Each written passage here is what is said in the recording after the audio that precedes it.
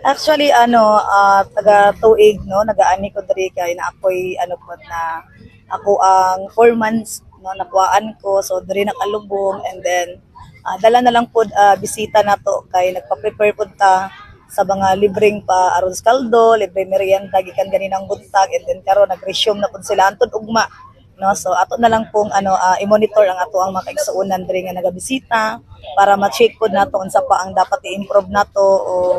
atong ginapasiguro ang seguridad sa ato ang mga kaigsuonan nga nagabisita pud sa ilang mga minamahal sa kinabuhi. Karon mayor kanang diri pa lang nimo nga sementeryo nga nabisitahan sa karon nga adlaw. Actually, kagahapon dito ko sa Forest Lake, no, nagbisita po ko dito sa akong lolo and then di-check po nato ang mga kaigsuonan nato nga kay gabi na po naabtan po ta gabi dito and then karon nag-anita tapos ugma puhon magbalik na po diri para mag-monitor kay gina-check po nako kung sa pa ang mga dapat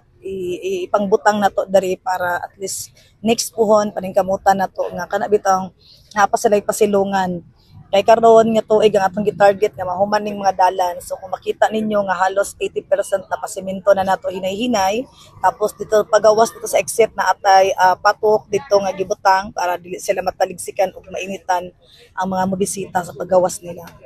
Mayor kanang timing jud ang imong pagpanghatag sa payong ron no kay kanang ulan-ulan ba unsay maingon no mayor kay naa na po yung mga bashers na. Oh gani actually last year pod no pag ani pod nako dre pod ulan pod to so nagabit-bit jud pod ko og payong and then karon nagkataon gyud ingon mo bitaw tugay na nang umidyak ko nga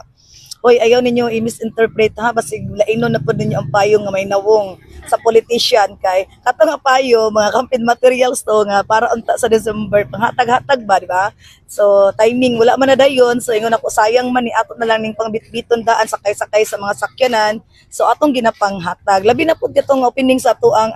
Batang Pinoy so pila pud to kalibo nga mga payong ang ato ang gipanghatag so na timingan jud nagamit lagi jud purpose pod.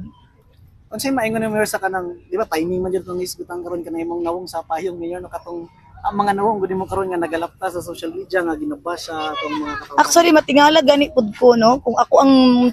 ang nawong o tarpaulin ang makita nila nga may nawong masuko. So masuko pero kung uban nga mga politician walay bawal. So mao po na akong pangutana, mao po na akong katingalahan pero never ko labi na katong pag-opening ceremony sa ato ang Batang Pinoy. Nasabot na gyud na mo nga dili ko magsugot nga magbutang og dawong nako. Pero karon ginapa-imbestigahan nako, ginapa-explain nako actually sa Monday para kung kinsa gyud ang nagpasimuno ato, anong nagbitbit gyud o unsa ba intention ba nila o unsa. So kay base pud sa kun na report ingon nila nga kusa ra daw to nila nga gibuhat initiative kay katulagi daw pag-announce nako nga win or loss na amoy bonus 2,000 ilaha ra po daw tong sa kalipay ba murag ana pero syempre sa ilaha baliwala pero sa mga tao nga dili gusto labi na against atong administration so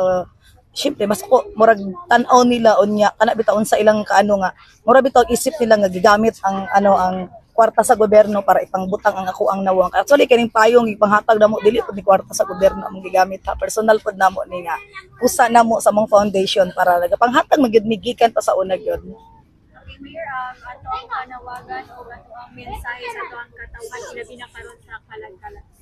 Sa ato ang mga kaigsuonan no so dari sa General Santos ang ato ang cemetery uhaw dari makita ninyo visible kay ato mga kapulisan na naga-monitor ang ato ang mga medical team na apod sila dinhi ang ato ang mga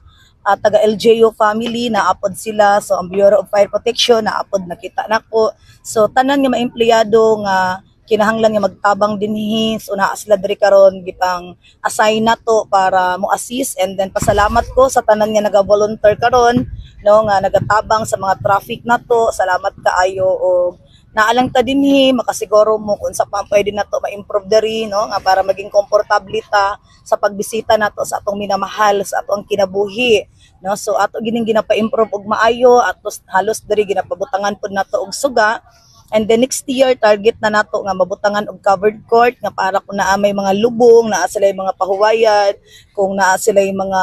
alpasan at ulan, na ay mapasilungan ang ato ang mga igsuon.